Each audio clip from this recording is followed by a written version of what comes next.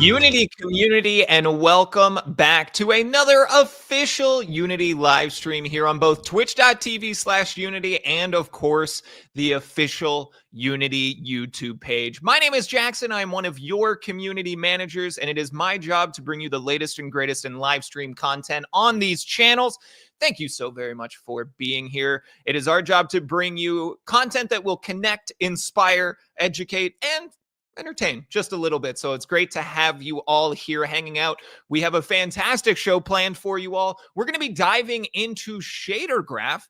We're going to give you a little bit of an overview, and then we're going to show you a couple of sample packages that are hiding, lurking in the shadows within your own editor that you're most likely completely unaware of. But we're going to give you a crash course that's either going to kickstart your learning or help sharpen your skills. We have a special guest, Ben Cloward, joining us as well. So we've got a lot to look forward to. Everyone in the chat, if you are watching live, whether you're on Twitch or YouTube, be aware that this is a conversation. This is a community space, and we want to engage with you. If you have questions during the stream, feel free to fire away. If you have any comments that you want to add about how cool Ben is, that's great too. Please let us know. Engage as much as you would like. However, if you just want to sit back, relax, listen, watch, learn, that is also fantastic. What I'd love to hear from you all right now is, do you have any experience in shader graph? Is this brand new for you? Are you hoping to get a little bit of secret knowledge to just develop what you already have? Let me know your experience levels in the chat. Of course, wanting to say hey to a handful of people here. We've got Ragnil, FaZe Hamster, Fez, Demi Wizard, Nepwag, of course, Ma'am, Mr. Awesome, The Bull, and more on the YouTube side. Over on Twitch, wanting to say hey to Andrew the Day, Golden Character Design, and more. Golden Character Design is at GCD in Las Vegas. Tell me what GCD stands for, because I feel like my brain is trying to complete it and I'm close, but I'm not there. However, if you are watching this as a VOD on YouTube after the fact, please let us know what your favorite part is. Drop a comment down below and take a look down at the navigation bar, as you will be able to jump ahead to whatever part best applies to you and what you want to learn. So I'm grateful to have you all here. We're jumping into shader graph. It's going to be fun. We don't have any major housekeeping aside from letting you know that we are live every Tuesday and Thursday for the next 3 months. We might have a couple of hiccups in that schedule. We'll do our best to let you know ahead of time, but that is the plan. Come and learn. On Thursdays, we're going to be bringing you very technical content. On Tuesdays, we are going to be looking for indie developer content.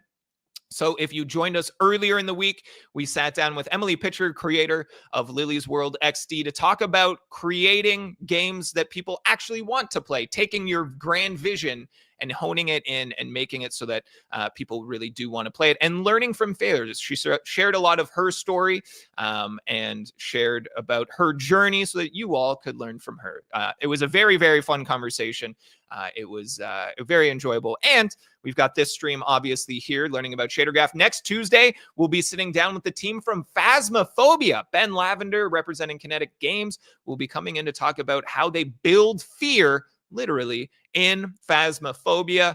It's going to be a very fun one. I just chatted with Ben yesterday. Look into it. We got double Bens here the next week. And speaking of Ben, Fez asking, Ben Cloward, when? Now, let's turn our attentions to our guests. Please give them a warm Unity welcome. Welcome to the show, Ben Cloward. How are you? Thank you very much. Doing great. Let me tell you what, you and I and everybody watching, yes, we're really lucky. And the reason is, for the next couple of hours, we get to talk about shaders. Ben, I like the energy already. We were talking about it just before the show started as well, that this might be a face reveal for you. So that's very exciting. Internet, be excited about that. Anyone who might not know, Ben works at Unity. He's a staff tech artist, but also has their own YouTube channel where they post tutorial type content, short form tutorial content about shaders and shader graph, and not just Unity stuff, but also Unreal, teaching you how to do similar things across both platforms, both engines. If you want to go and check out Ben's channel, please do. Ben is actually just a few shy of 70,000 subscribers over there, and it is highly technical content. So please go and show some love and support for Ben. Ben, did I get everything right, or did I mess anything up in the No, notes? that's perfect. Thank you. Okay, good. Yeah, again, Ben has been generous enough to join us, sharing the time, the knowledge, and the experience that he has. So please do go showing a little love and support. But Ben, before we really dive into ShaderGraph, I want to help people get to know you a little bit. So what do you do at Unity? How long have you been here? And maybe like, what's one of your favorite games? Yeah, sure. So I joined Unity just shy of 4 years ago. Before working at Unity, I was at BioWare for about 14 years, and I worked on games like Anthem and Star Wars: The Old Republic, the MMO. At Unity, I work on the ShaderGraph team, so I'm going to be showing you the tool today that I helped to develop for ShaderGraph. I add new features and I create sample content like the sample packs that we're going to be taking a look at today. That is very cool. Ben, favorite video game? Or maybe somewhere towards the top? What do you think? So I'm not going to pick a favorite because there's Yeah. so many, but I can tell you a couple that I've been playing recently. Please. I Yeah. just recently finished Indiana Jones and the Great Circle. Very cool. Loved it. Makes you feel like you're the man with the hat and the whip the whole way. For Christmas, I bought my sons a game called Fast Food Simulator. Naturally. And there's nothing that brings a family together like cooking hamburgers and selling French fries. That one's multiplayer, right? That one It is like yeah, run the fast food shop with friends, and right? every level up you go, it just gets more hectic, and there are Cool. more things to put into the mix, and the orders get more complicated. I'm also playing a very heavily modded version of Skyrim called Nulvis. Okay. Really loving that. And then also the old standby Minecraft. Like to jump in and play Minecraft with my kids as well. Very cool. I like a number of things that you just said. I mean, I love that there's a passion for games. I love hearing stories of people playing games with their family, with their kids. It's something that I always wanted with my family when I was a kid, and just never. But so like hearing people do it right makes me just so happy to hear. Also, your heavily modded Skyrim, it's like the second or third time it's come up this month that someone else has been like, yeah, I spent a lot of my time modding, and that's how I got into modding Skyrim, and that's how I got into it. And we have another community manager running the show today from the producer chair, Trey, who I know, not Skyrim, but Fallout, heavily modded. We had them on as a contestant for the last game show that we did. Over 9,000 hours in modded Fallout. So we're in good company. It's cool to see that the straight line between modding games and being like, oh, I want to be in game development itself. So I think that is awesome. I do want to bring in a couple of questions from the chat or comments from the chat before we really get deep. Hypernt, I think, on the YouTube side says, hey, Ben, can you make a Marvel Rivals style shader in URP in your next video? And this actually was put in ahead of time. Ben, obviously, you don't need to take channel advice from us here, but I did see it and I was like, oh, that could be interesting. Either way, take it or leave it. Yeah, so on my channel right now, I'm focused on custom lighting models. And so this is probably referring to that. And you can do a lot when you customize the lighting model just in terms of like defining the style of your game. Like most game engines have sort of a built-in realistic looking lighting model, but then a lot of games are much more stylized, cartoony. Marvel Rivals is a great example of that. So yeah, I mean, I'll be considering lots of different options for where to go next in that vein, but it's a really exciting topic for me. That's very cool. Again, go and check out Ben's YouTube channel. A ton of in-depth tutorial stuff there. It is kind of what created this stream, as we knew Ben's channel was exceptional tutorial content. We said, what if we just kind of expand on that a little bit, make it a little bit broader, and bring in the community and do it as a little bit of a community experience. So we're going to do like an introduction, a bit of an overview, a quick tutorial showing off some samples. There's a lot here. I do want to say Jihad Rouhani says, Ben's tutorial on YouTube are more valuable than gold. Thanks for all the free learning materials. Sin on the Twitch side says, hello, I'm late. So cool to see Ben on here. Love that guy. Fantastic content on YouTube. So there's a lot of people that are already familiar with your work, which is fantastic. If anyone else is not, please go and check out Ben's channel and go learn something. Drop a comment there. And then I'll say this too. If there's anything that you learn there that you think is just fantastic and you want to see it like expanded upon a little bit, let us know. And maybe we'll bring Ben back and be like, Ben, people really love this. Let's talk a little bit more. So there's a lot of opportunity there. Go check out that content and we'll see what we can do with it. Ben, are you ready to dive in here? Oh yeah, Sweet. absolutely. Then we will give you the keys to the castle, so to speak. Kind of. I still have a copy, so don't worry about it too much. We can kind of dive in. I know you wanted to do a bit of an introduction to start.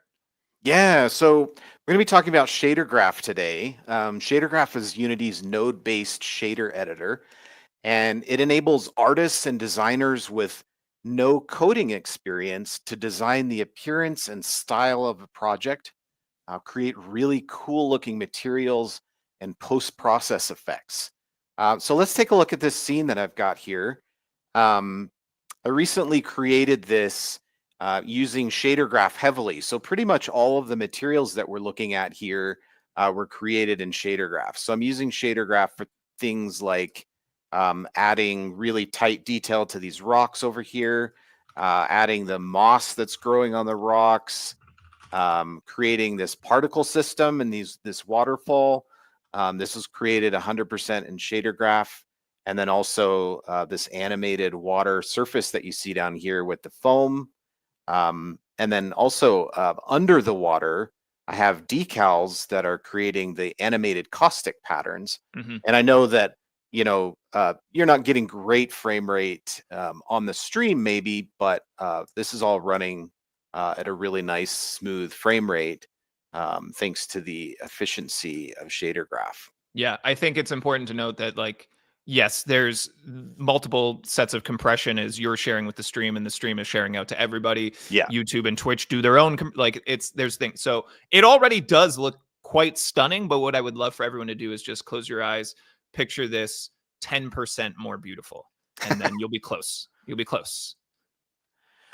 All right, so let's take a closer look at what's going on here. What I have here is just a regular sphere, and it's got a material applied to it. And this is a material that I created in Shader Graph. So I have the Shader Graph file here, and creating a new Shader Graph is really simple. You can just right-click in your project window and choose Create Shader Graph, and then choose the type of Shader Graph that you'd like. In this case, I made a lit Shader Graph. And this is what it looks like. So we'll just maximize this here. So I've got 3 nodes here in the middle that have this little red strip.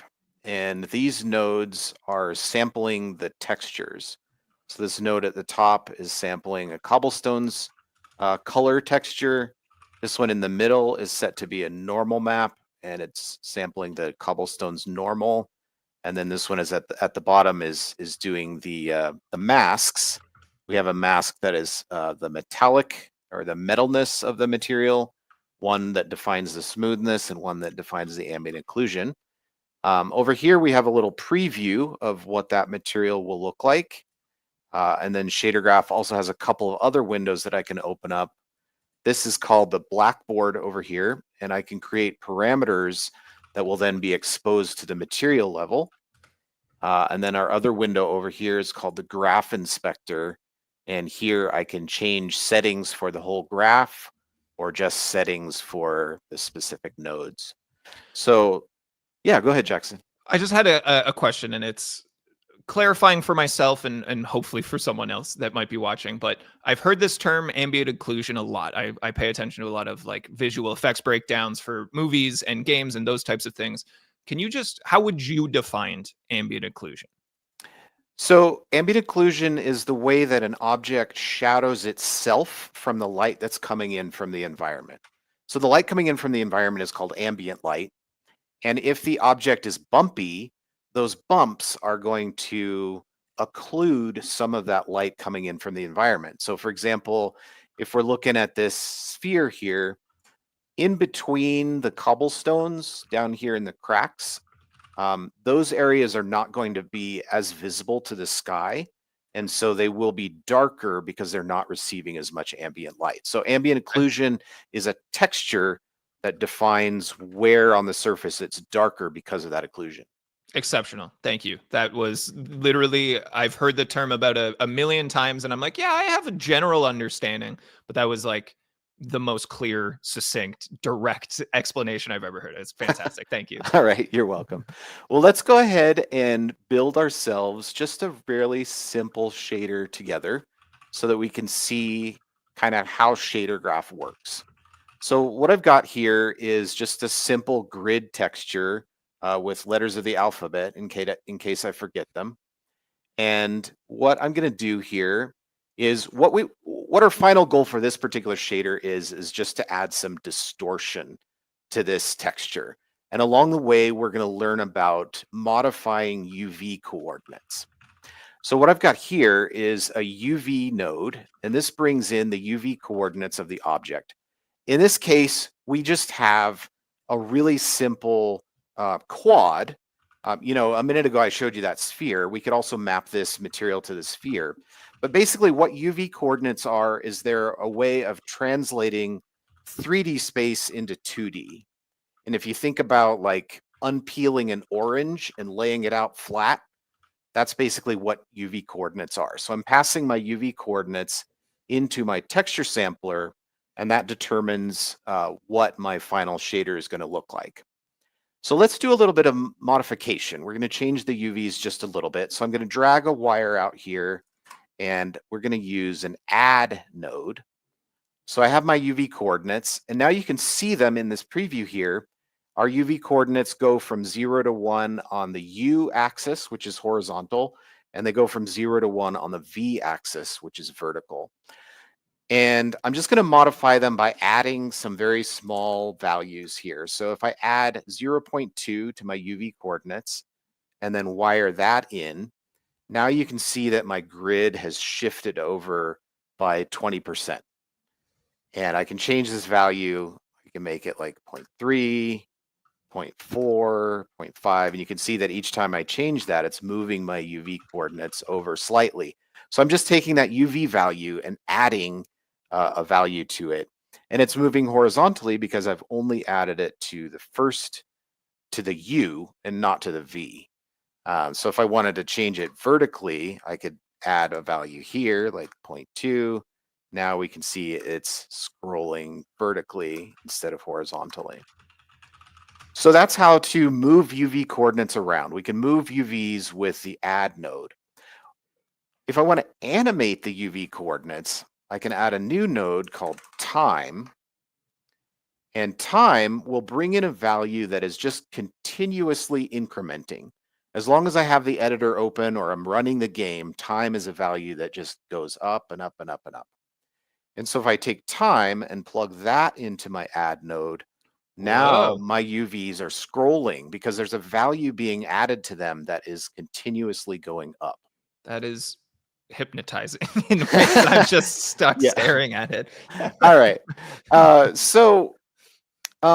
can control. So the reason that it's scrolling diagonally is because I'm adding the same time value to both the U and the V. So it's moving the same horizontally and vertically. And I can control how fast the time is moving if I multiply the time by another value.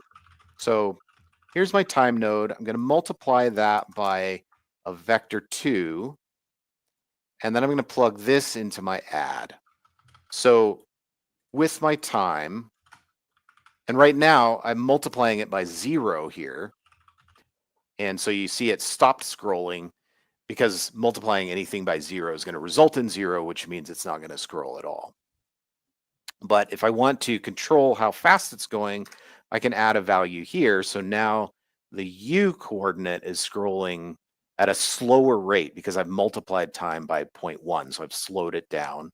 And I can control this. If I want it to go really fast, I can multiply it by 5, 0.4. So we can control the speed here by multiplying time by a value. And I can make it go different speeds in the U coordinate and the V coordinate, sort of like this. So now it's going at speed 0.4 horizontally, but then at 0.2 vertically. Pretty cool. I like it. Okay. So there was a moment there where it was like it went from hypnotizing to like nauseating as it was just flying through. But I yes. like that we're back to the hypnotizing. That makes me happy. All right. All right. So this is great, but up until now, we've been manipulating our UV coordinates kind of uniformly, like as a block altogether. And what we want to do now instead is change our UV coordinates a different amount per pixel. And the way that we're going to do that is with another texture. So I'm going to come down here and add another sample texture 2D node. And I'll just go out and pick a texture that I have. Let's see, I think it's called noise. Yeah, soft noise.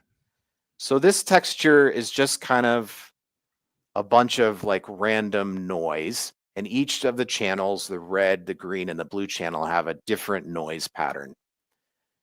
And so what I can do is, instead of scrolling this texture over here, I can take these nodes and use them to scroll my noise pattern. So here are my UV coordinates. I'm adding the animated time, and I'm going to move these UVs over, and now I'm scrolling the noise, where before I was scrolling that grid. Okay. And what I can do now is I'm going to take these two nodes here, the UV coordinates and the add node, and just copy and paste them. And we're going to plug these coordinates into, I'm going to be adding to my UVs this noise. So instead of adding a uniform amount, I'm adding whatever the value of the noise is. So I'll plug my noise texture in here. Whoa. Yeah. Psychedelic. Yeah, and so now you can see that the UV coordinates are offset, but they're offset by a lot. That's a little too much. We talked about, adding some distortion to this, and that's like, we turned it up to 11. And I there's wasn't ready for how psychedelic this stream was going to be, Ben. You didn't tell me. Okay, so we need to tone this down a little bit. We want to distort our grid texture, but we don't want to distort it quite that much. So what I'm going to do is add another multiply, and the value coming out of this texture, we're just going to multiply it by something small, like 0.04, just to tone this down like a lot. And so now if I take this result and plug it in.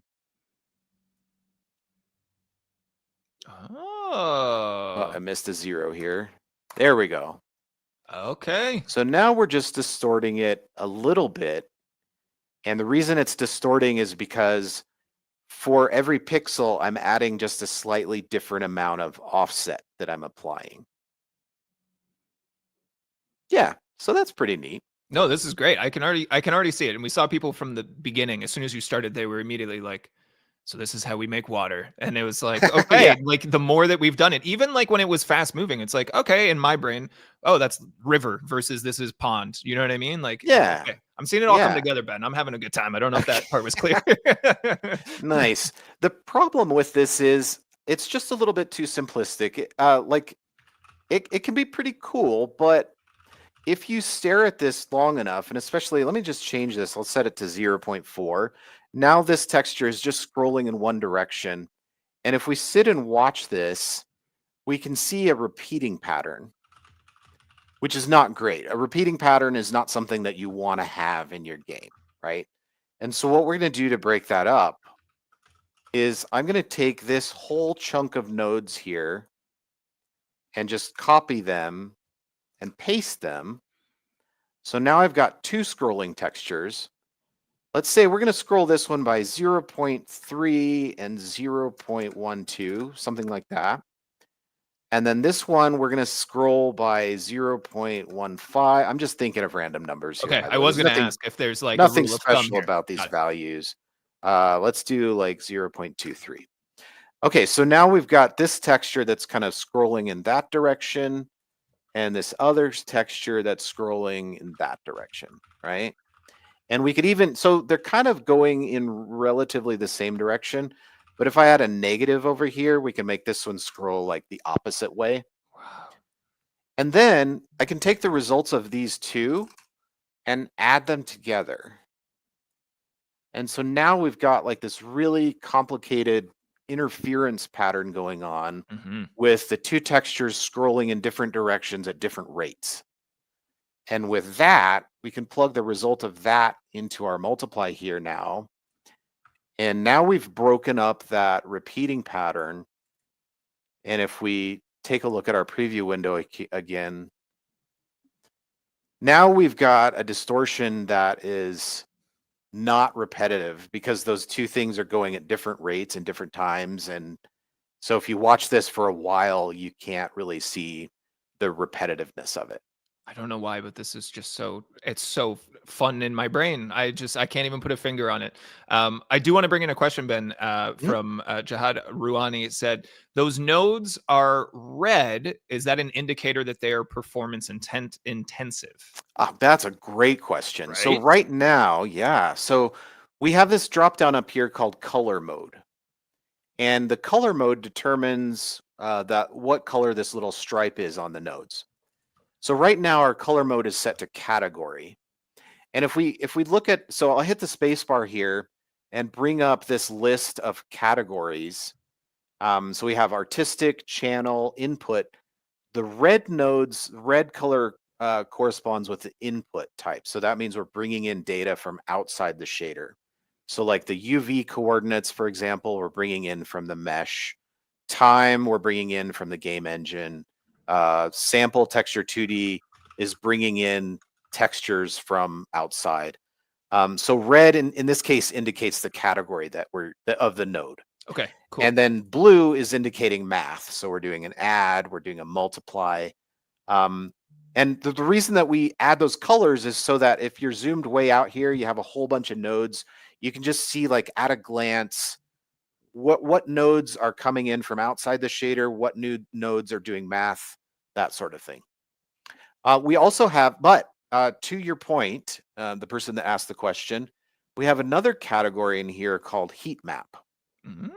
And this category does what you thought it was doing before. Okay, cool. Yeah, so the colors now indicate how expensive the nodes are relative to one another. So the brighter a node is, the more calculations the GPU is doing for that particular node to create a result.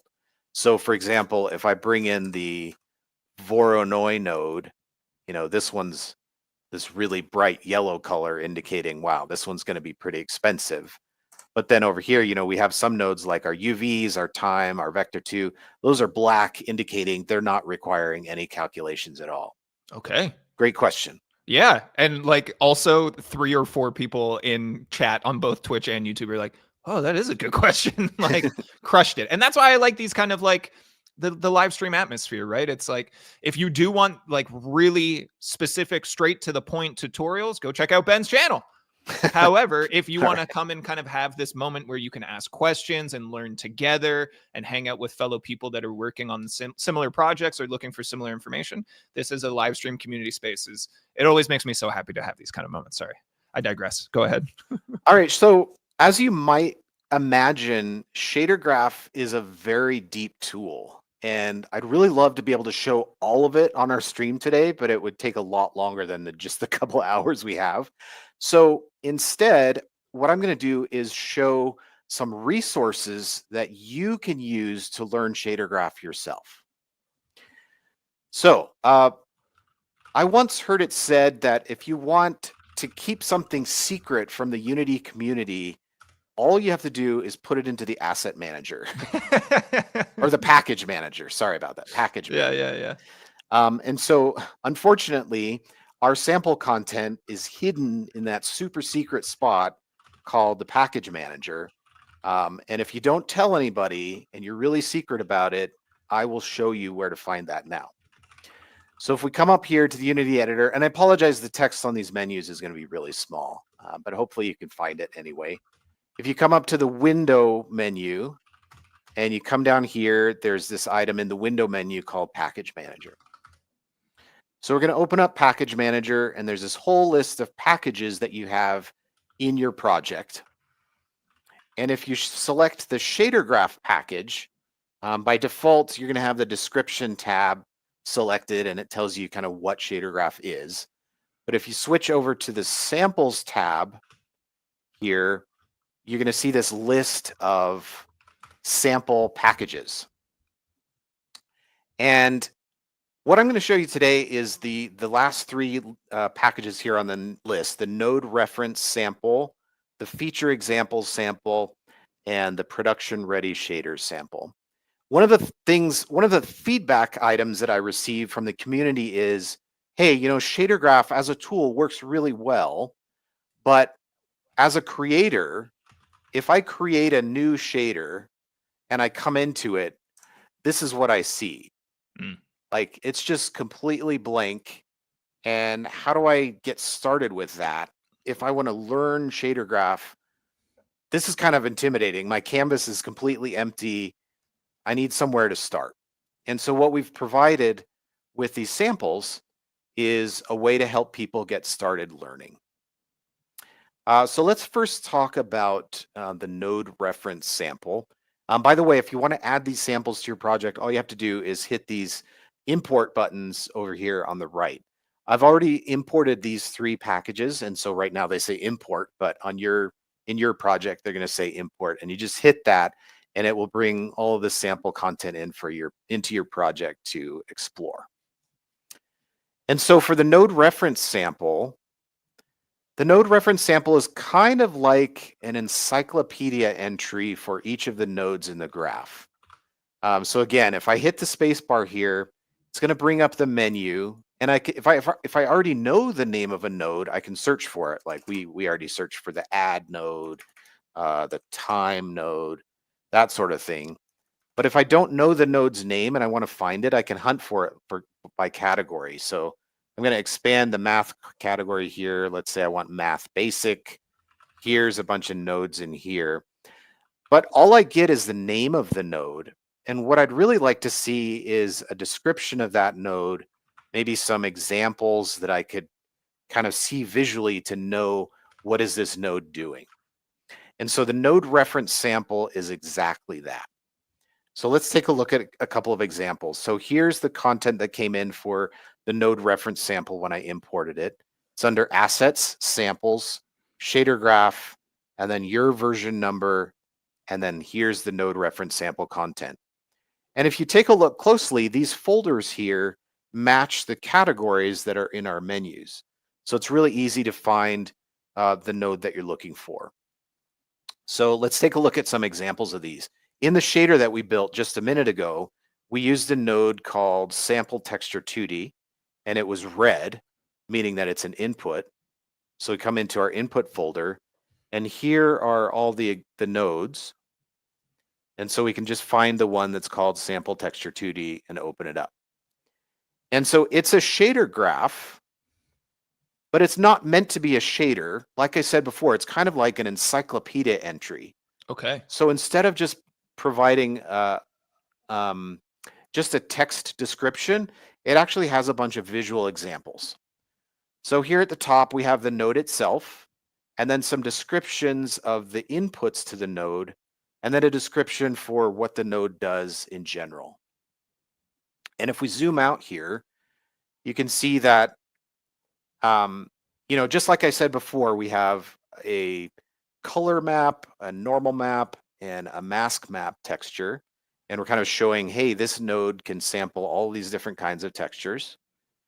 If you want to use this node to unpack a normal map, this is an example of how to do that. If you want to store other data in together with your normal map, this is an example of how to do that.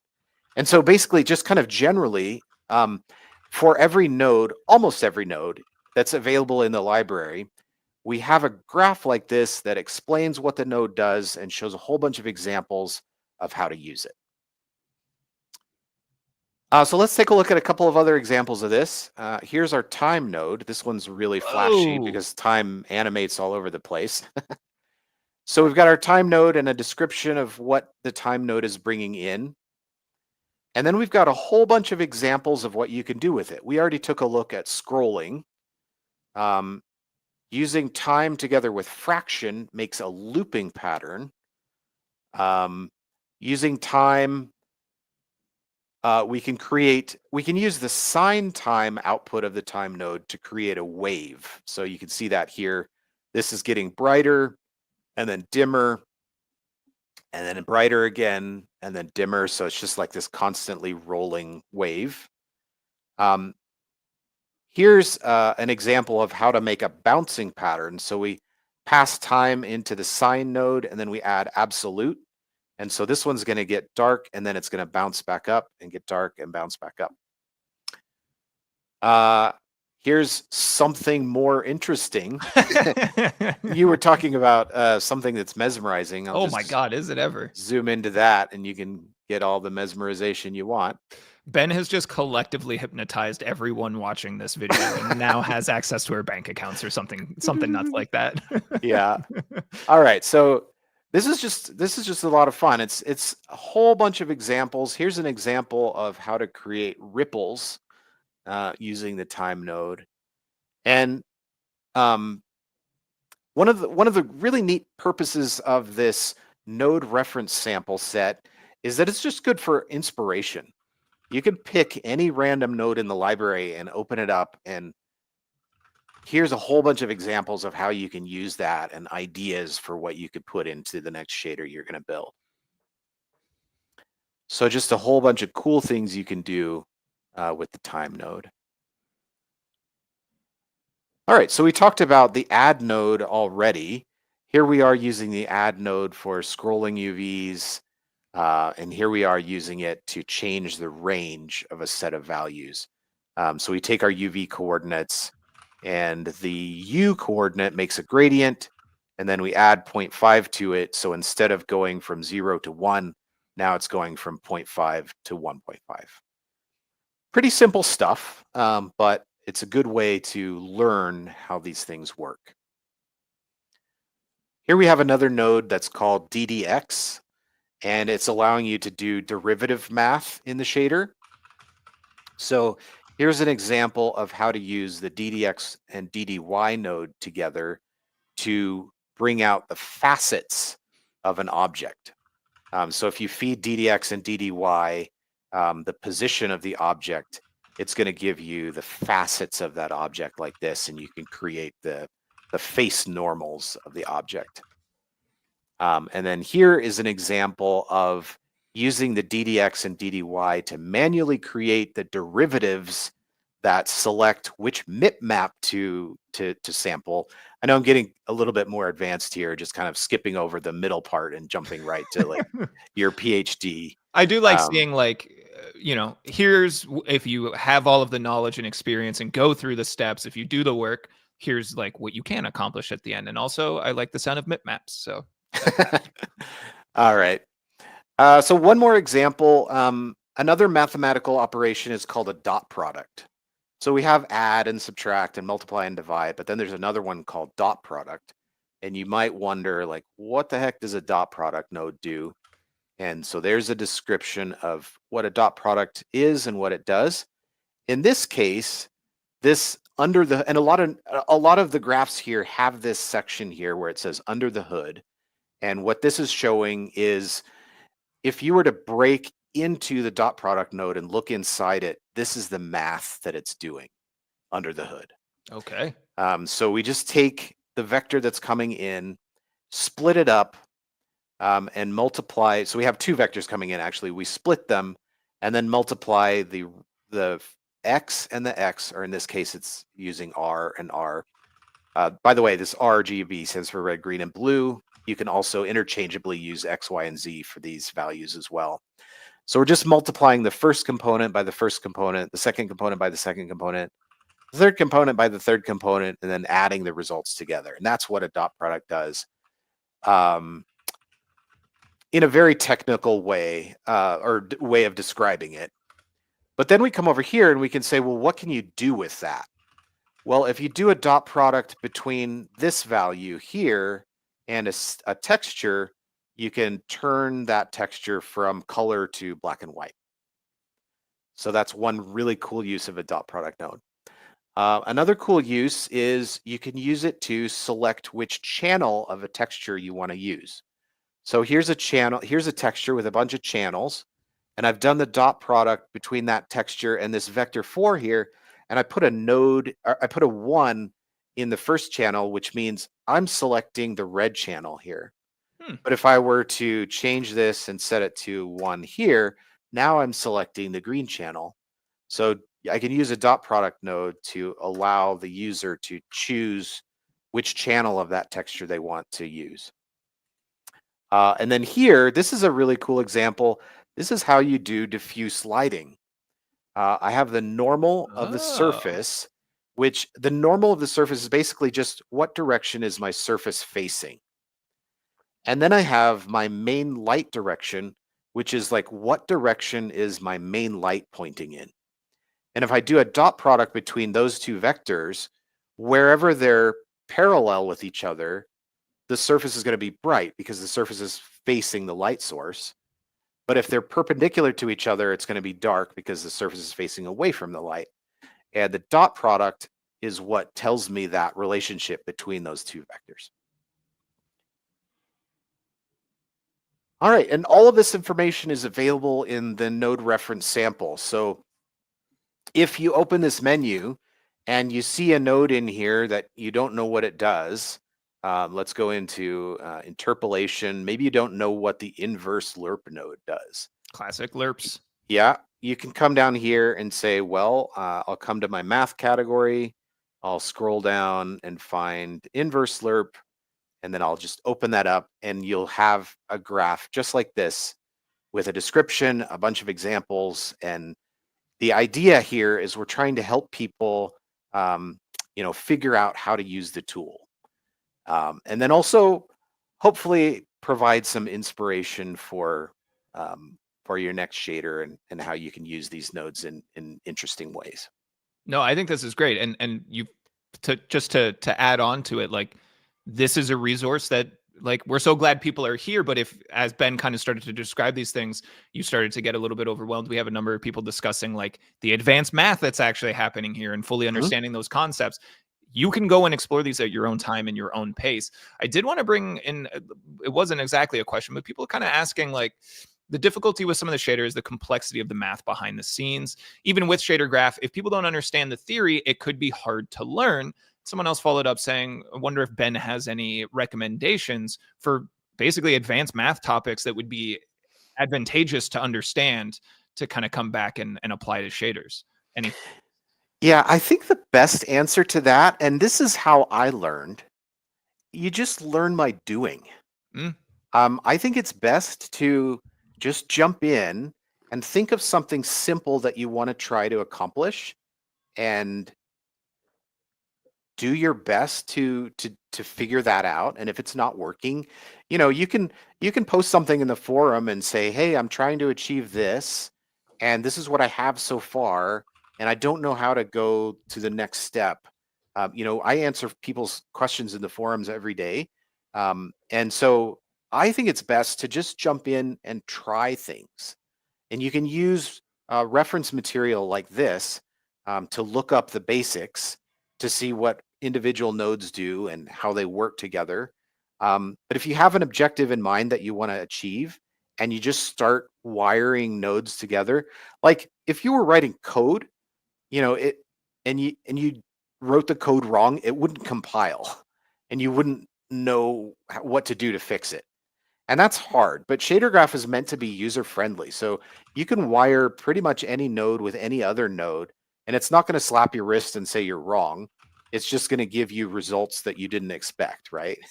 And so you want to just keep trying and kind of moving forward.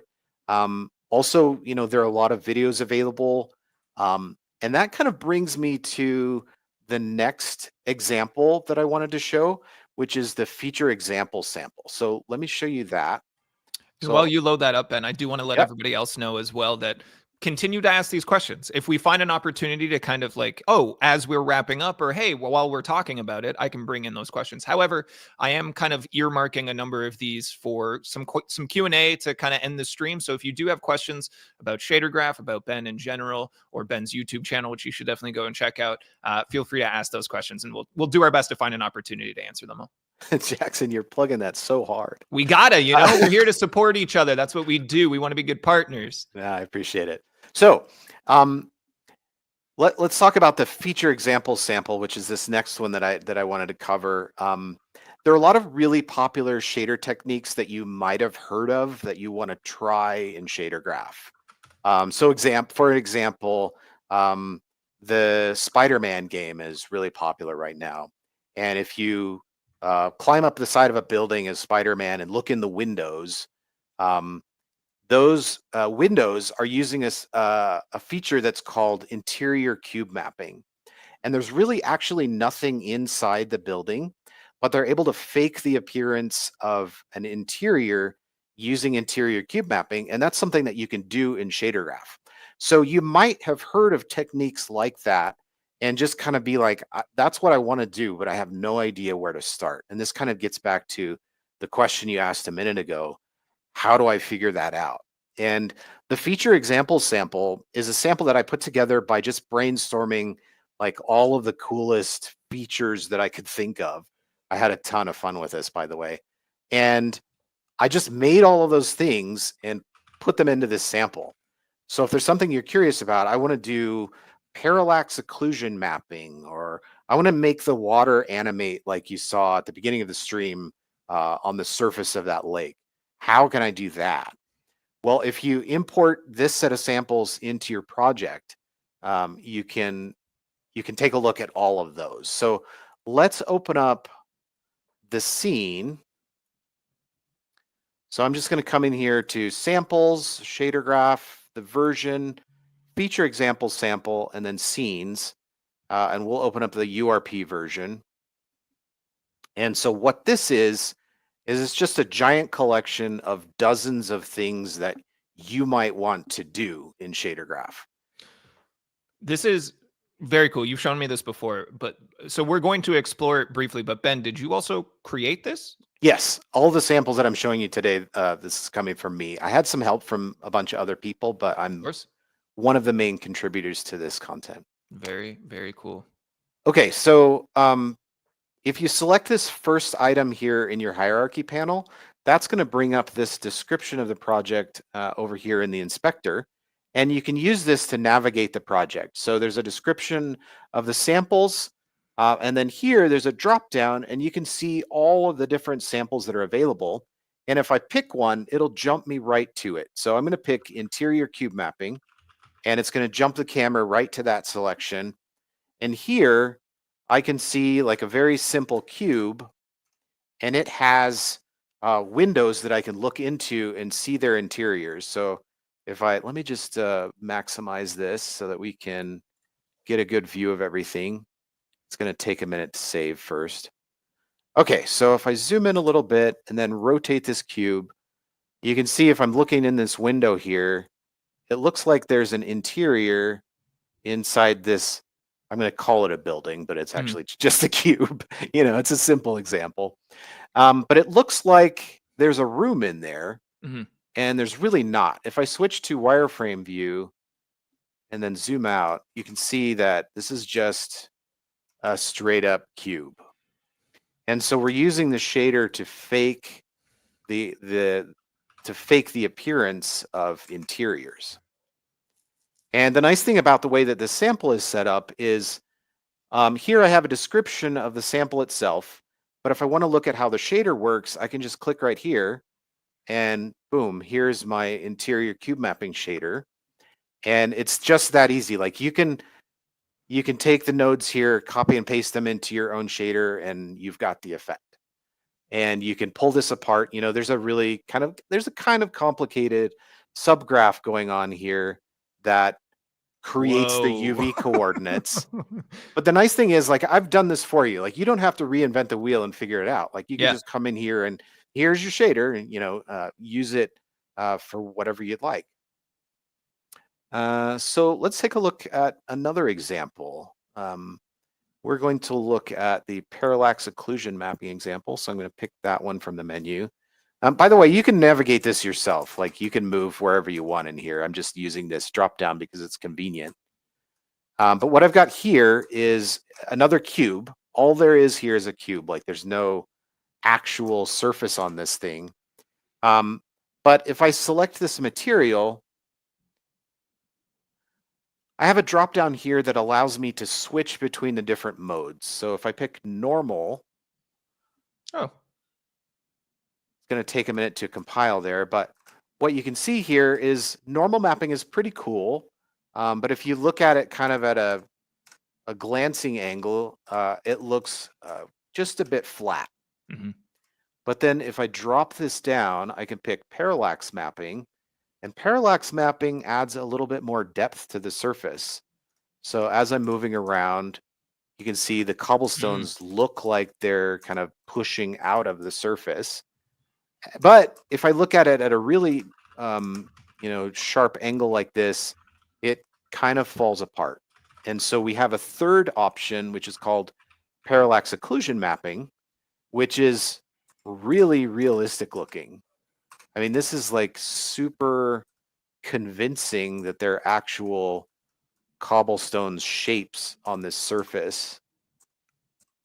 But there aren't. It's all fake, and it's happening using ray marching in the shader, which is a really, really neat technique. And again, if I want to know how to do that in Shader Graph, I can just click open the example shader, and here's the shader all set up doing normal mapping, parallax mapping, and parallax occlusion mapping. So really neat way of like, oh, I want to do this thing. How do I do that? Find it in here, open it up. That's how you do it. So cool. This is so cool. And we're seeing similar sentiment in the chat as well. People being like, "Oh, this exists. This is so powerful, and no one's aware." So I'm so glad that we're able to kind of dig into it, Ben. Yeah, and it's really easy. You can bring it into your project right now. Just open that package manager where everything is hidden and nobody knows about it. And it's in there. You can grab it and pull it right into your project. Mm-hmm. Okay, third example. In the scene that I showed at the beginning of the stream, we had that cool wavy water.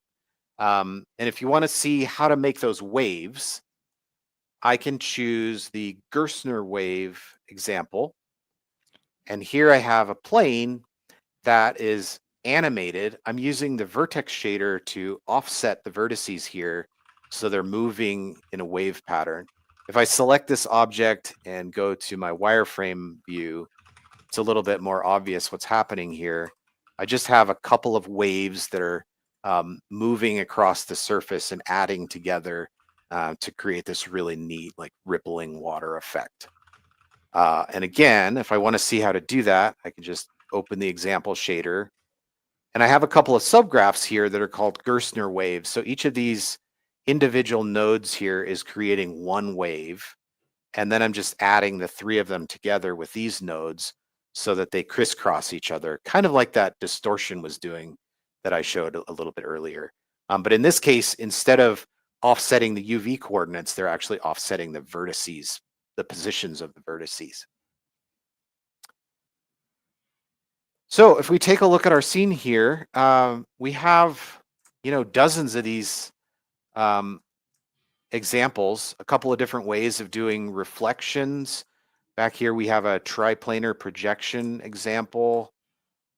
We have a flipbook example for how to create explosions and other animated texture effects.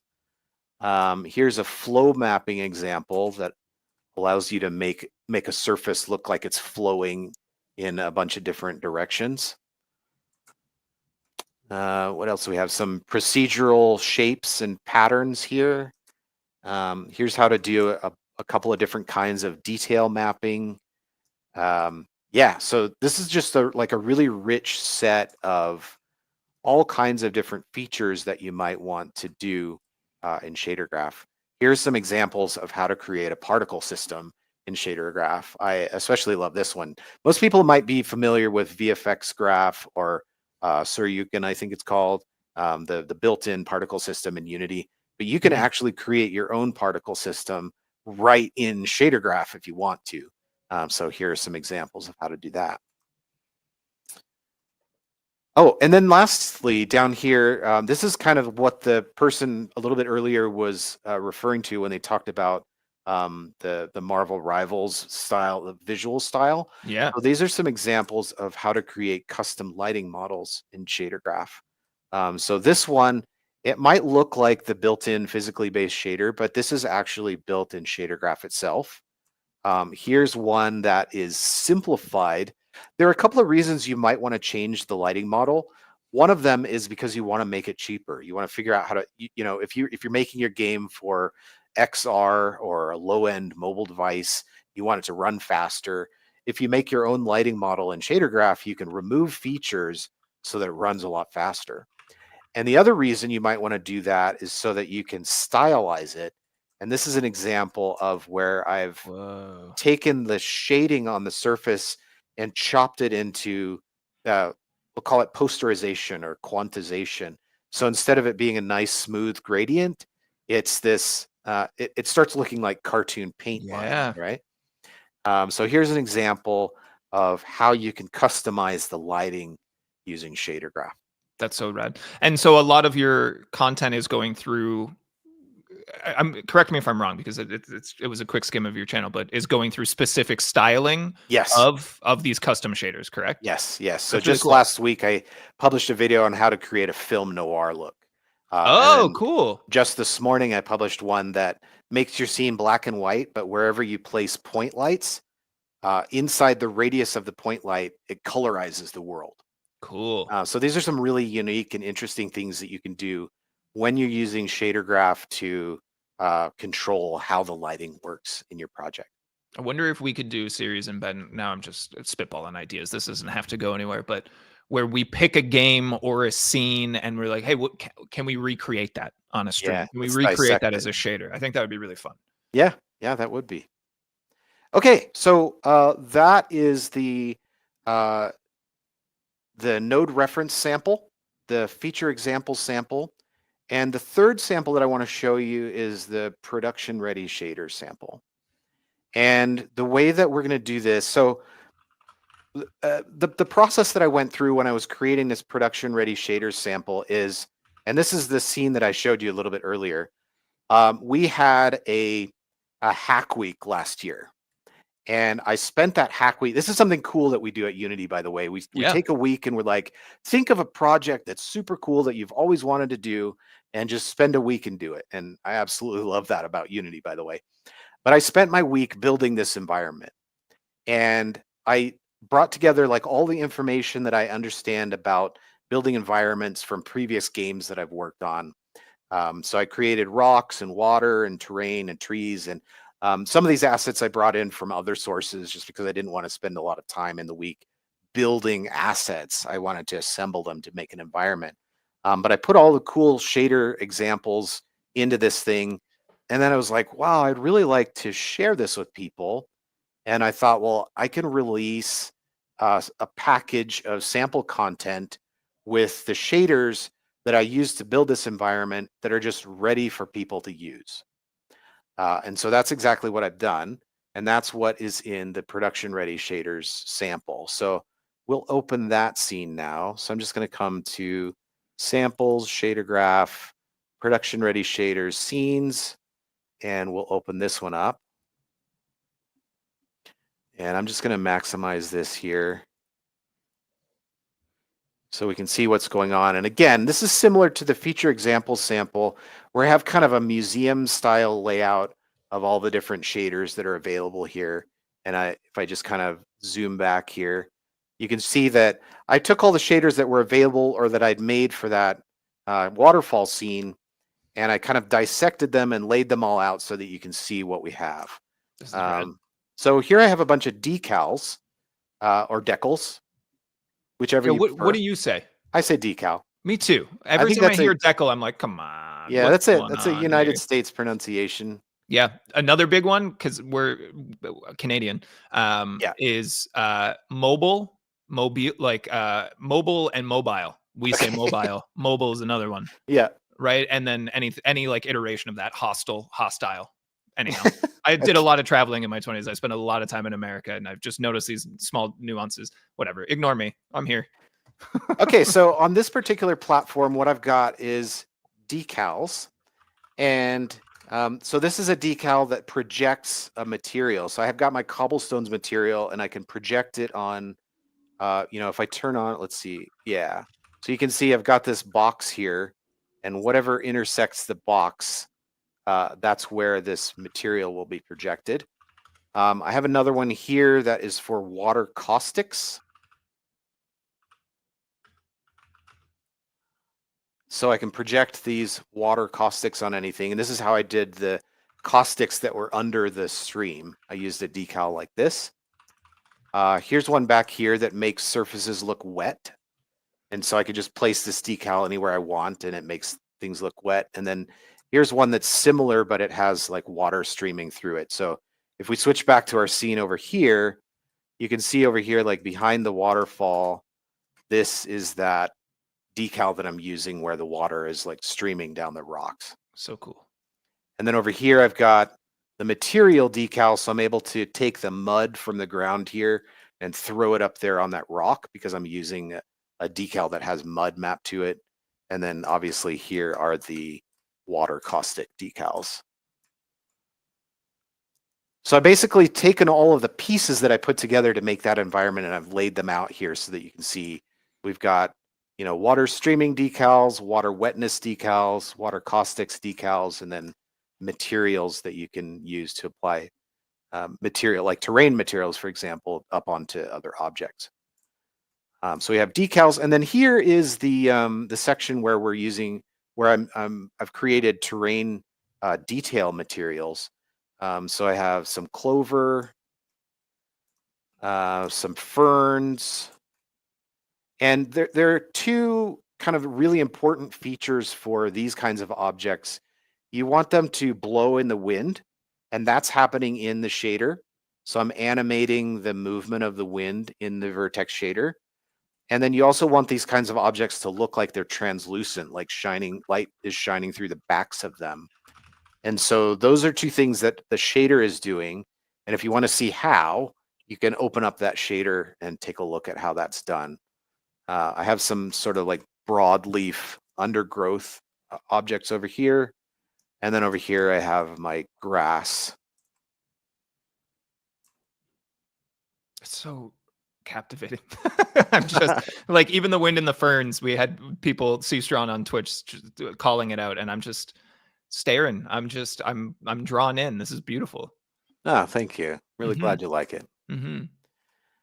Okay, so that's terrain details, and these are the kinds of things that you can paint onto the surface. So Unity's terrain system allows you to pick the meshes, and then you can brush onto the surface where you want these objects to apply. So if you want to see what those look like in context, I can bring up my scene over here and then just come over here. And so here you can see the grass, and then the sun in the scene is over there. And you can see that as I look through the grass toward the sun, the light's shining through it and kind of lighting up the grass from the backside. That's the translucency effect that I've applied in Shader Graph.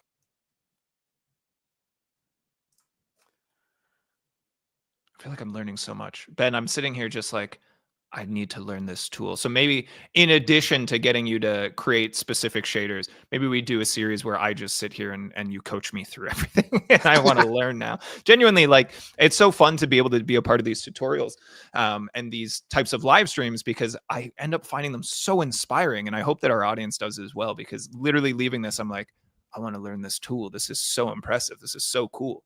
Yeah, I have fun with this stuff every day. And like my biggest hope is that I can just share some of that joy that I have doing this kind of work with everyone.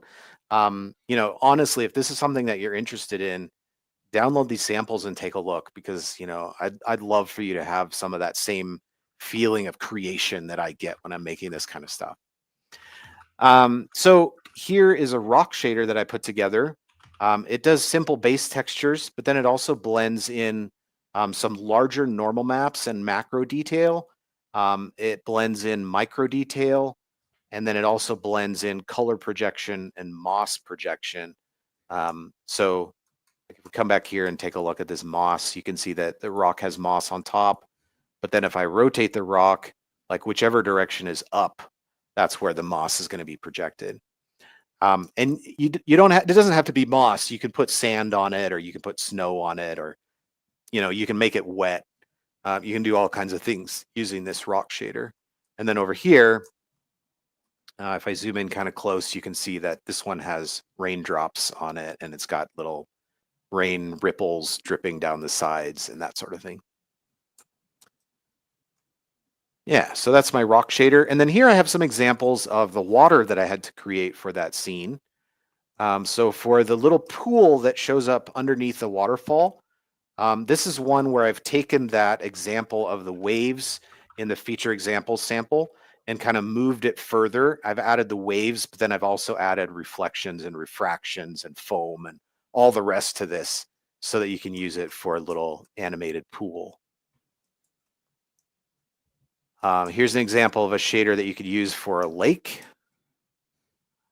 And then here's one that is for a stream. And the thing that's interesting about this, let me see if I can find a good example where this is a little more clear. The water is moving, but it moves faster in the middle and slower on the edges. And so this is what I used for the stream in the example.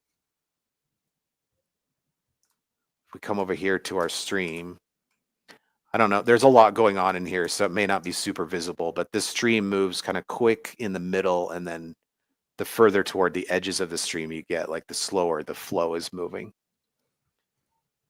And then I also have this object, which allows me to create these little transitions. So the stream is coming along, and then it dips down and keeps going. So I've got a plane at the higher elevation and another plane at the lower elevation. And then this object here, which allows me to bridge between those two. And that one, oh, whoops, there's my desktop. I'm a big Lord of the Rings fan, by the way. Good. I know. I feel like that's going to earn you some cred here as it is for the universe. I think it's great.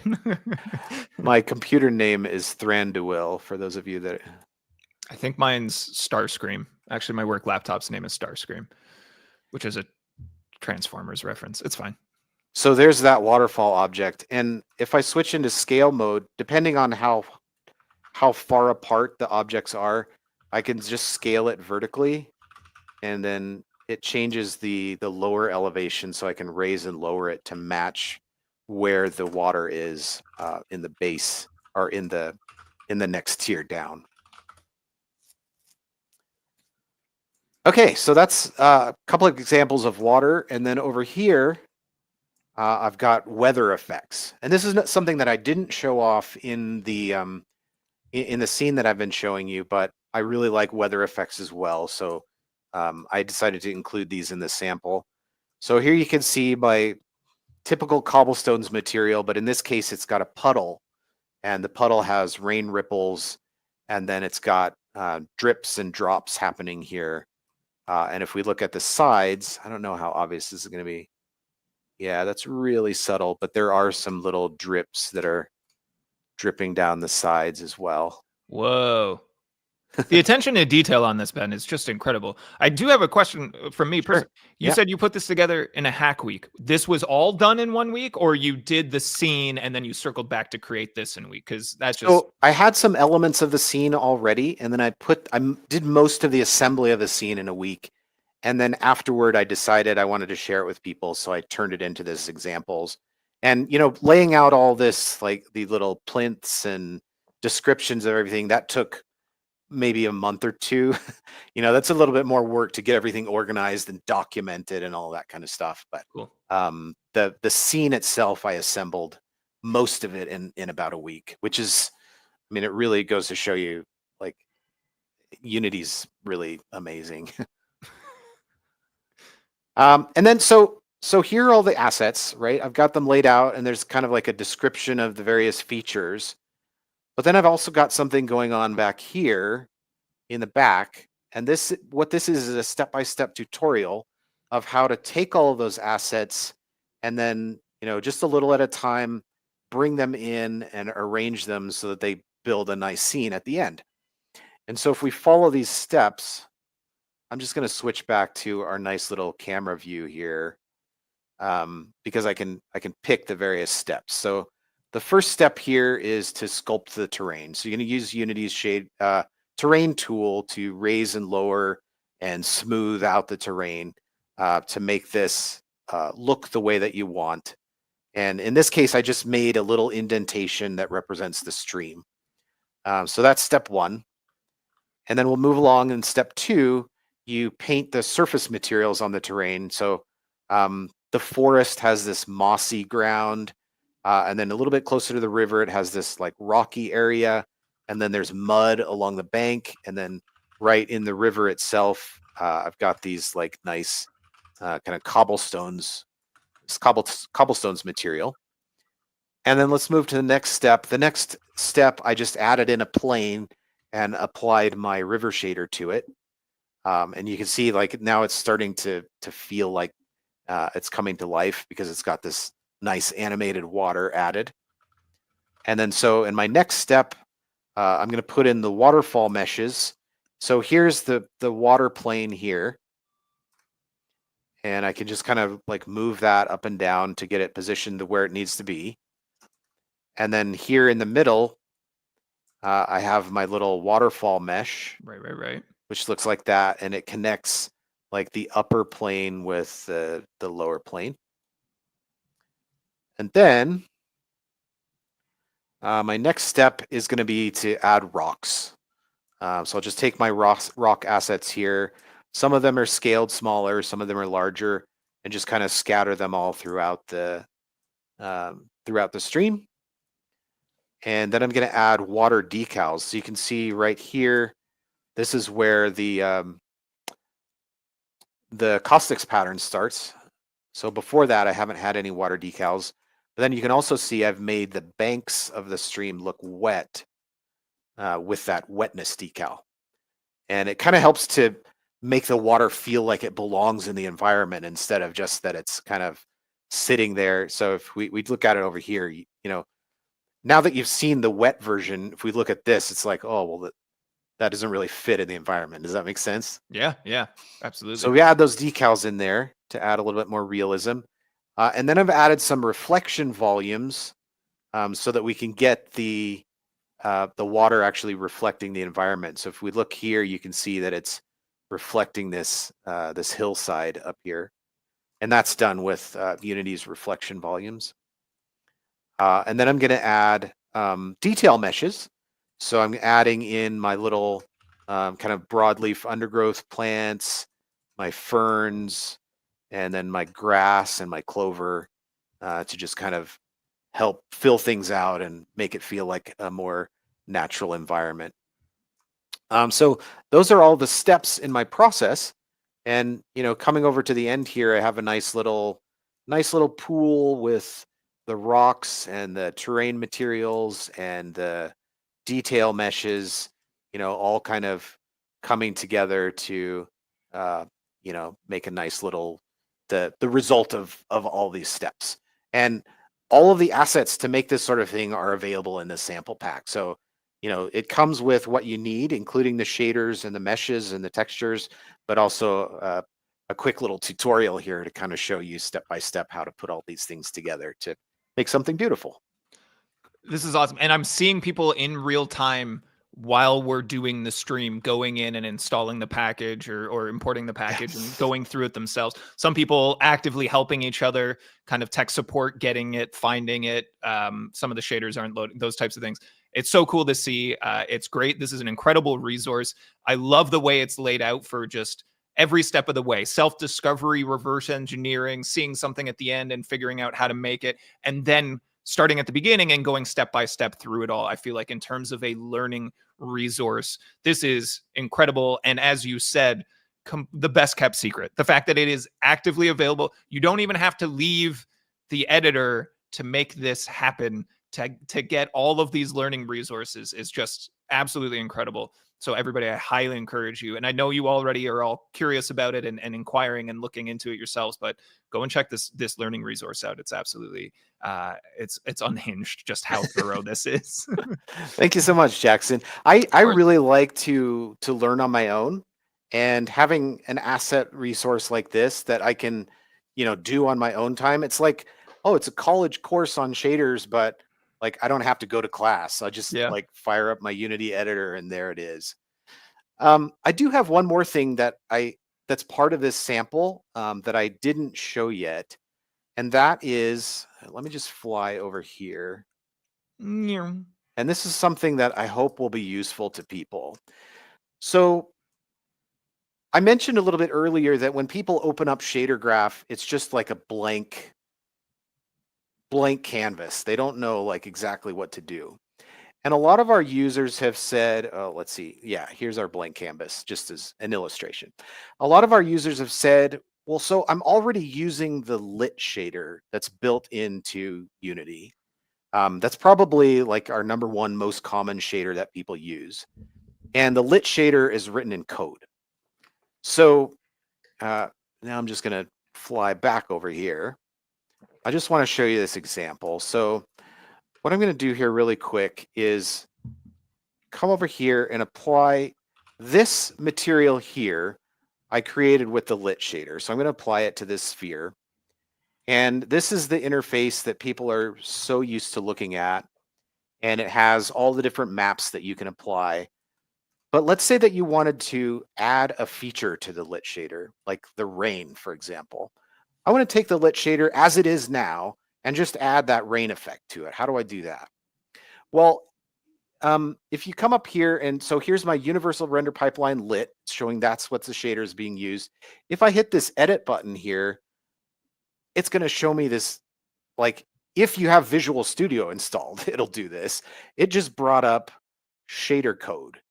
And like, if you don't know how to read this, you're up a creek. Like there's no way to do what you want to do. Right. And so what I've done is I created a version of this lit shader that's in Shader Graph. So it's exact the same shader. I can drop this down. I can come to Universal Render Pipeline. If I have this packet, and if I have this production ready shaders sample installed, I'll have this URP lit here in the menu. Right. And I can switch to that and it'll recompile it, but there's no difference at all. And all the settings that I had set over here stayed the same. Or in other words, when I switched shaders, all my settings from the lit shader are now part of this Shader Graph shader. So I was able to switch from the code version of the shader to the Shader Graph version of the shader without losing any information in my project. And now what I can do is hit that edit button. And this is the Shader Graph version of that shader. Whoa. And so if I want to start at this point and add things to it, now, you know, I don't know how to write any code, right? But, well, personally I do, but as an example, hypothetical, yeah. Now I can take this and I can say, well, I want this shader to run faster. Like I've been using the lit shader, but it's not fast enough for me. I want to remove some features from this so that I can get my game to run faster. Or I want the lit shader to have, you know, the interior cube mapping that we looked at before. Mm-hmm. Now I can take this shader that's otherwise been like a black box to me, and I have it in Shader Graph, and I can do whatever I want with it. And to me, that is just like super cool. It's a feature that our users have been asking for a while, and I just want to make everybody aware that it's there now. So if your project is using the lit shader on all of your surfaces, but you want to, you know, your art director comes in and says like, I want to add this or that or the other, now you can do it. Incredible. And I love not just the knowledge and the information and the quote unquote secrets that you're sharing, Ben, but also like the level of passion and engagement that you carry yourself with, that like you keep coming back and being like, I think it's really cool. And I do too. And I keep seeing people that are just literally like, nice, good stuff, cool. Like the feedback of like every kind of step of the way. It's great to kind of have everyone on the same page, but I'm just beside myself. It's so fun. Was there anything else that you wanted to show? Otherwise, I have a handful of questions that I've pulled. Yeah, from fantastic. No, that brings us to the end of the content I had planned. So awesome. I'm ready to take some questions. Perfect. I do want to point out that this VOD in its entirety will be available on the YouTube page as soon as we're finished. Literally the same event. If you joined late, the whole video will exist there. If you want to go back at your own pace, we highly encourage you to do so. I will also have chaptered out the video within the next day or two as well. So please go and check out all of those and all of that information. I have been collecting Q&A. I'll try to get as many as we can, but let's dive in as best we can. Before questions, Santiago Rosa on the YouTube side said this earlier in the stream. Ben, you're the best. I've done all your tutorials on Unreal Engine and now started Unity for a new job I got. Thank you so much for all the info that you've shared. So you helped someone get a job, and I just wanted you to be aware of that. You're welcome, Santiago. Glad to hear it. Pretty cool to hear. Again, I heard this from the moment that I was hired, that the strength of Unity is its community. So yes, Ben, you work for Unity, but putting out all of that information, you were firmly within the community as well. So I wonder if we had versus mode, which is, again, Unity versus community, which side you would represent, or if you're both. Questions for another time. There was a couple of good ones here. Meowl from the YouTube chat asking, do you have a favorite node or one that you think is most useful or maybe underrated? All of them have very specific things that they're used for. I think that the DDX and DDY nodes, even though I don't use them a lot, when I need them, they're like super useful for, because they allow you to do something kind of outside the ordinary, which is normally when you're creating a pixel shader, you don't know what's happening. So the shader that you create is determining what color each of the pixels is. And when you run the shader, the pixel that you're currently on doesn't know anything about the pixels next to it. So you can't do blur or other effects where you need to like get information from the surrounding pixels. Right. But DDX and DDY allows you to kind of hack the graphics hardware, and it will tell you what the value is from the pixel to the right of the pixel you're currently working on, and above it. DDX does the one to the side, and DDY does the one above or below. And so you're able to do things like find the slope of the surface. And that's really useful when you need it. Like I said, it's not something that you use a lot, but it's really interesting to me that you can actually do that in the shader.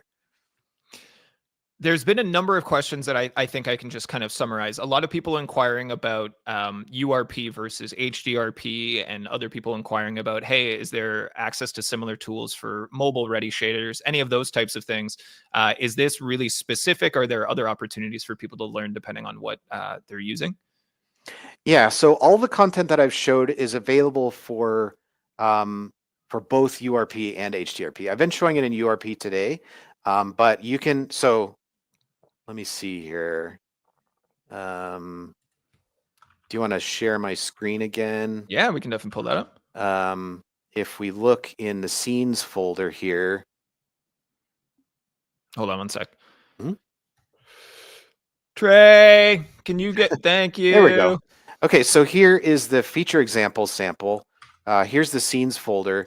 There's a built-in render pipeline scene, an HDRP specific scene, and a URP specific scene. Oh, great.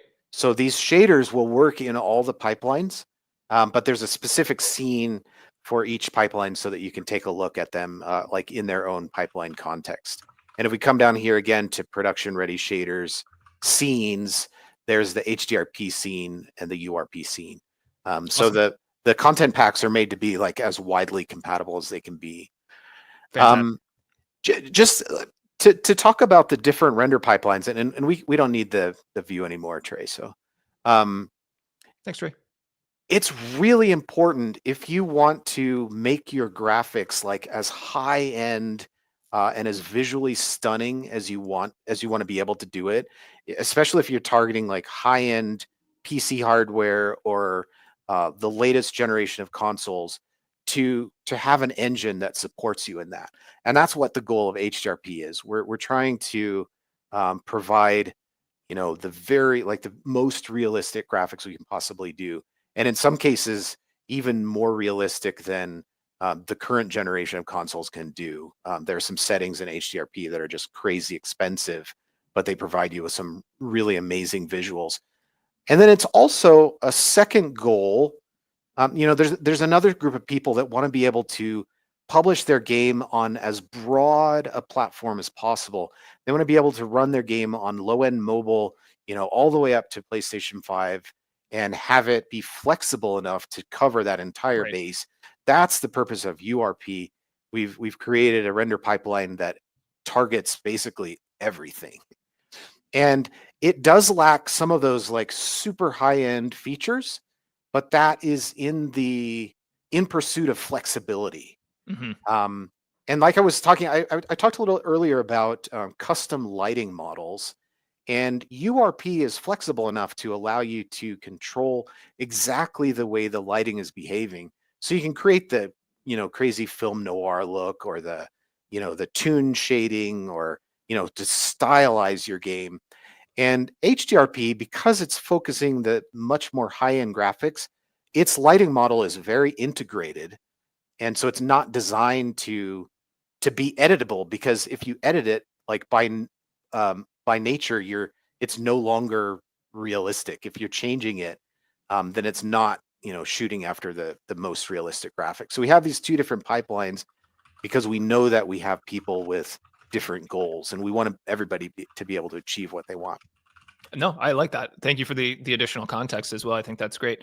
Continuing down our question list, because I know we're getting a little bit tight on time. And Ben, if you have a hard out for the end of the stream, please let us know and we can make sure to wrap up. But if you're okay to spend a little extra time, Yeah. I know there's been a lot of great questions here. C. Strawn asking, are these samples updated? Have they been updated recently? Are they updated frequently? I've looked at this before, but it's been a while and I don't remember these all being here. Yeah, so the production-ready shaders sample was first available in Unity 6, so it's the newest one. The other two were available in the versions just prior to that, and they've all been added within the last year and a half or so. So they're fairly new content to the Unity editor. Awesome. Good context. What was another good one here? Hi, Ben. In Unity, when do you choose shader graph over HLSL for shaders? What makes one more intuitive than the other? And do you ever combine them? How do you decide?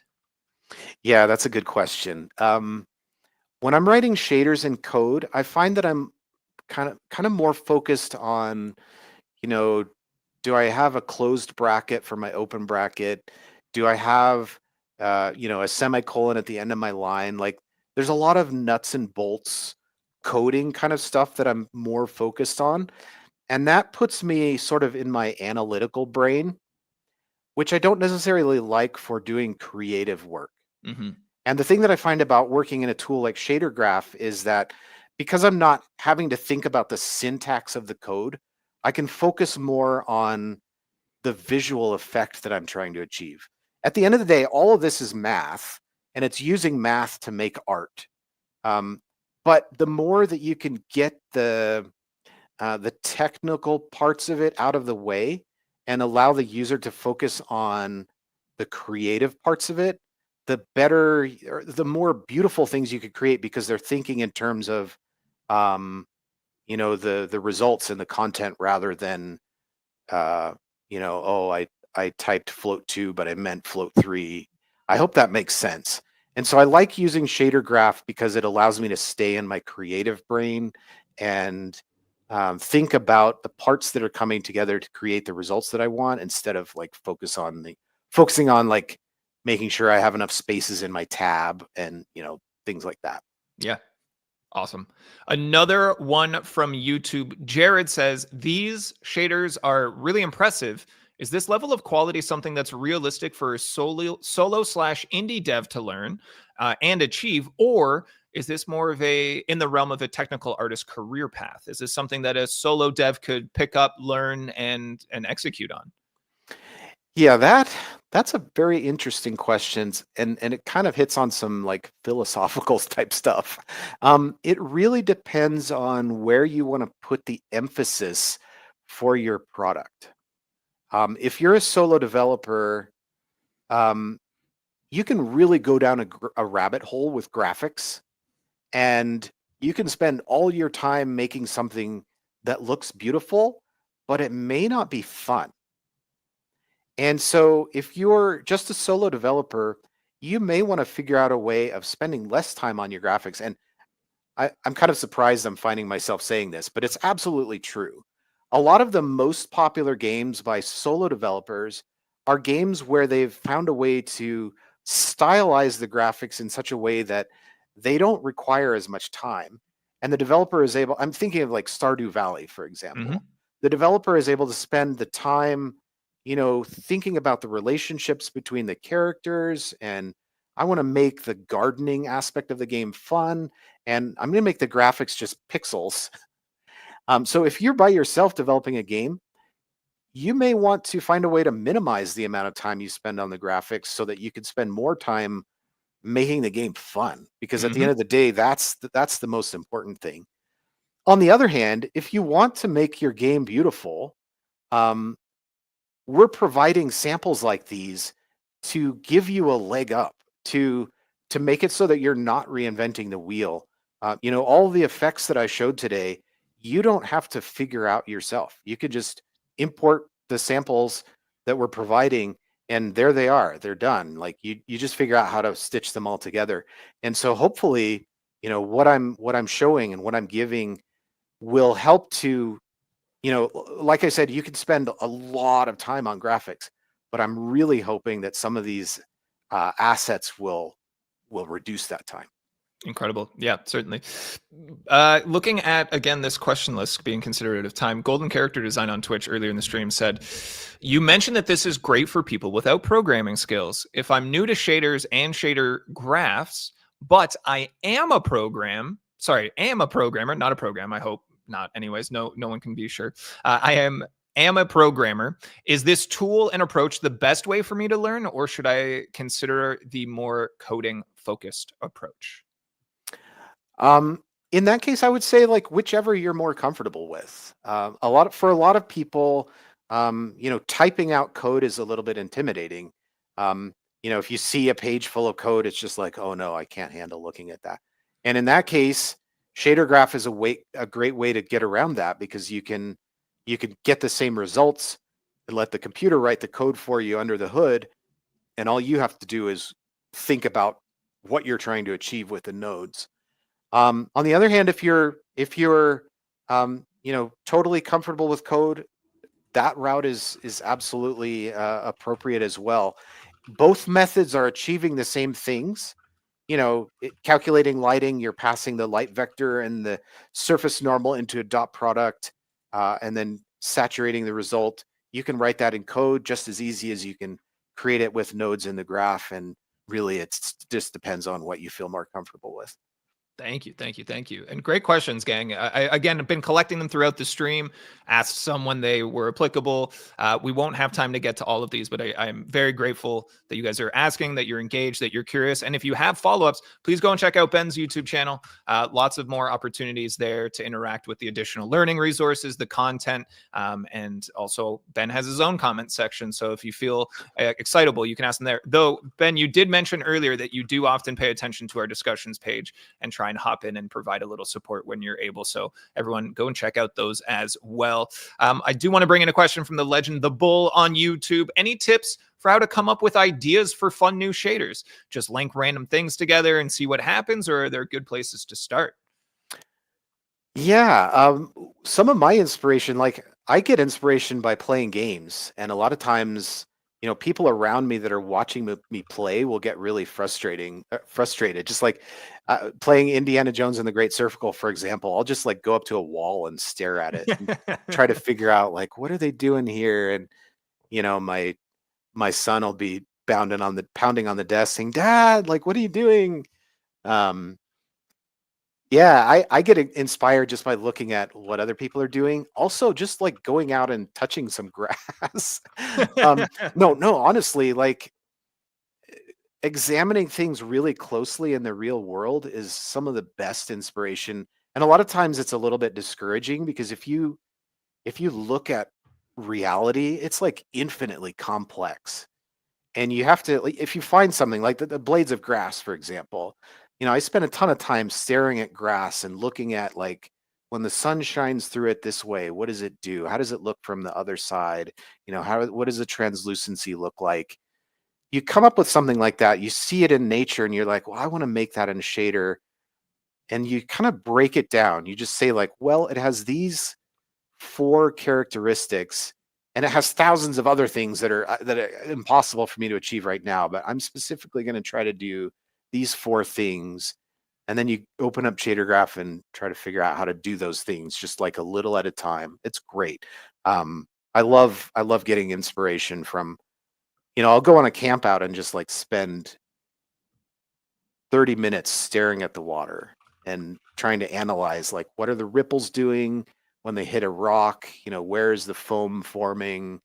That's one of my greatest sources of inspiration, honestly. Yeah, I feel like you're not the first person that I've heard describe that creating things like this changes the way you perceive reality. Like Yeah. I pay attention to, like I mentioned, a lot of VFX artists not a lot, but a handful of VFX artists in film and television and those types of things, and breaking it down and just hearing them kind of explain something that you see or encounter and interact with every single day, but literally breaking it down on how they would create it. It just feels like it's a whole different perspective of experiencing the world, which is weird to think about, but so cool. I feel like we've broken my brain in 17 different ways today with all of the different adventures we've been on. I want to bring in our last question from the YouTube chat. Felipe Gamma says, "Hey Ben, any idea why anime shaders are so tough to get right? They always look kind of metallic, nothing like real anime. Even when studios go 3D, you can still tell it's got this metallic-y look. Any thoughts?" Yeah, that's all about translating 3D to 2D. Real anime is hand drawn. Mhm. It's 2-dimensional. And, they draw it on paper and then the paper's traced onto cells or scanned into the computer. In the old days, it was like cells that were painted on the back and that sort of thing. But they're all 2D. And so you're able to do things like maintain a consistent outline width regardless of how big the character is on the screen because you're actually drawing that outline.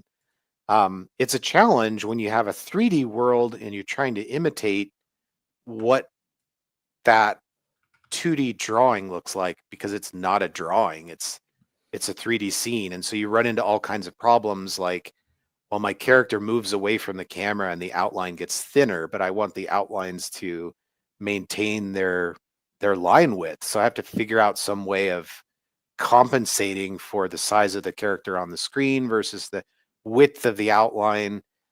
The computer tends to do things in a very perfect and pristine way, whereas when you're drawing something, you're introducing a human element of imperfection, which in its own way makes it beautiful. And that's really hard. It takes a lot of extra effort to make something not perfect in the computer. And so, I could go on talking about this for another 20 minutes, but there are like all kinds of things that you have to do that aren't natural for a computer to do to make it feel like it's more human made. It's a significant challenge. But for both of those reasons, because you're translating from 3D to 2D, and then also because you're trying to make the computer not look perfect. Yeah, great insight. And people already hearing you say, "Oh, you can talk about this for 20. Let's go for another hour." So I think there's absolutely an appetite and a connection here with our community, and people are very interested and eager to continue to learn from you, Ben. So we will absolutely look into having you for return as a guest if that's something that you would enjoy. I would be thrilled, and it seems like our community would as well. I know there's a lot more curiosities, questions, comments, concerns, maybe not that last one, but if you guys have any time that you want to dive a little bit deeper into these things and learn a little bit more, please go and check out Ben's YouTube channel. If you have topics that you would like Ben to cover in potential future streams, please let us know that as well. Leave a comment down on this video after the fact, and maybe we can find an opportunity to facilitate that in the future. Ben, I want to thank you so very much for coming to the stream and sharing all of this knowledge. Absolutely incredible to see. I'm so grateful. And genuinely, I mean it when I say this was inspiring. And I saw it from a number of other people as well. But the way that you present the information isn't just knowledge. There's passion in there. And you make me feel like I can totally do this. So thank you again so very much, Ben. Oh, you're welcome. It's been a great pleasure to be on and help out. Of course. We're going to say goodbye to the chat. Stay there, though, Ben. We'll come back and connect as soon as we wrap up the stream here. Thank you again. And with that Unity community, just you and I, let's hang out. I want to let you know, of course, about all of the Discord and discussions opportunities. Head on in there. Check out other people's projects, find opportunities for collaborations, connect with the Unity community, and stay up to date on what we have going on, when and where. We are live on these YouTube and Twitch channels twice a week, Thursdays and now Tuesdays as well. We are looking to bring you the latest and greatest in content. It is my job, my responsibility to do that. So you being here means the world to me. Thank you so much for supporting the work that we're doing. We are hoping to continue to bring together indie devs from all over the world and give you all a space to learn, grow, develop, feel inspired, and just hang out and connect. So every Tuesday and Thursday for the next 3 months, look for some content. And of course, the last Friday of each month, we're doing a video game related game show. We've already done it twice. It's been very fun. The next one will be bigger and better, and we'll continue down that trend. We have our next stream coming up next Tuesday. That is at 12 p.m. Eastern, 9 a.m. Pacific. That's 5 p.m. GMT on May 13th. We will be joined by Ben Lavender from Kinetic Games, the team that has created Phasmophobia, and he will be talking to us about how Phasmophobia builds fear. This was a presentation at GDC that we have taken, adapted, and we are very excited to come and hang out and show you all of this. If you guys have been around a long time, Ben joined us with CJ at Unite in Barcelona last year. It was very fun to sit down with that team. They're very knowledgeable, charismatic, energetic, passionate group as well. So please come and check out that stream. Lots to learn about literal fear mechanics in their games. And I think that brings us to the end of the show, everybody. Again, thank you so very much for hanging out here. Tuesdays and Thursdays, my favorite days of the week, being able to come and hang out with each and every one of you. We, of course, have more Bens on the horizon, lots more content, lots more streams. Please, again, keep giving us your feedback. If you want to see specific topics, use the YouTube comments after the stream. Until I see you all again, everybody, my name is Jackson. Have a great rest of your day.